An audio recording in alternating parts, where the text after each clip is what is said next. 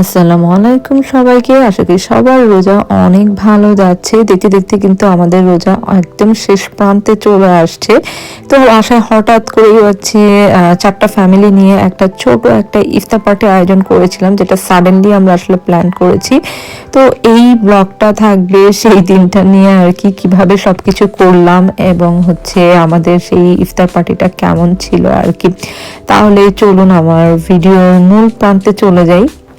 আগের দিন যেহেতু সারাদিন আমরা বাইরে ছিলাম, যার জন্য আমার এই ডেকোরেশনের কাজটা আমি আগের দিন প্রপারলি শেষ করতে পারিনি। তো পরের দিনে আমি করেছি, যেদিন প্রোগ্রাম ছিল, এবং সেখানে আমার ডিশগুলো কোথায় থাকবে সেগুলো আমি গুছিয়ে রেখেছিলাম, যাতে আমার শেষ মুহূর্তে যখন আমি সার্ভ করব তখন যেন আমাকে কোনো প্রকার থিঙ্ক না করতে হয় যে কোথায় কি রাখবো আর কি।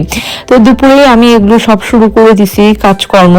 কারণ হচ্ছে যেহেতু ইফতারের সময়টা সবকিছু আর কি অর্গানাইজ ভাবে এবং প্রপার টাইমে দিতে হয়, আমি চাচ্ছিলাম গেস্ট আসার আগেই যেন মোটামুটি যতটুকু সম্ভব আর কি ভাজাভাজি জাস্ট একটা আইটেম রেখে বাকি সবকিছু যেন হয়ে যায়।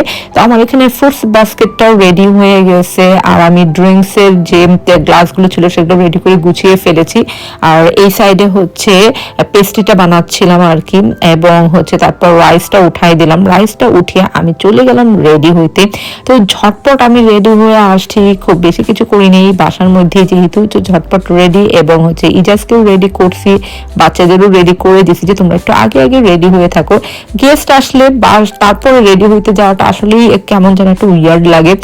তো আমি হচ্ছে রেডি হয়ে এখানে হচ্ছে ভাজাভাজি কাজগুলো শুরু করতেছিলাম। আমি এবং আপনার ভাইয়া দুজনেই আর কি তড়িঘড়ি করে সবকিছু যতটুকু সম্ভব রেডি করে রাখা যায় তাই করছিলাম, যাতে গেস্টরা এসে একটা সুন্দর টেবিল দেখে। এর মধ্যেই হচ্ছে আমার বাসায় ইফতার পাঠিয়েছে প্রিয়াঙ্কা আপু।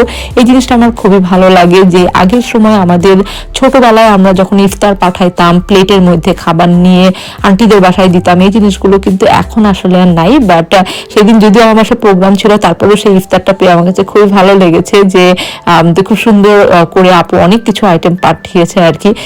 লাস্টে আমার আর একটা আইটেম বাকি ছিল, রাইসের আইটেমটা। এটা আমি একদম লাস্টে দিয়েছি যাতে একটু গরম থাকে আর কি, কারণ চুলায় থেকে বের করে ফেললে এগুলো ঠান্ডা হয়ে যায়, যার কারণে এটা আমি একদম লাস্টে দিয়েছি। তো আমার টেবিল টোটালি হচ্ছে তখন হয়ে গেছে আর কি, যদিও আমি এখানে একটা আইটেম স্কিপ করেছি আর কি, সময় করতে পারিনি। তো যাই হোক, আমার সব গেস্টরা মোটামুটি চলে আসছে আর কি। এই তো আমার আপু ভাবি এরা হচ্ছে আসছে।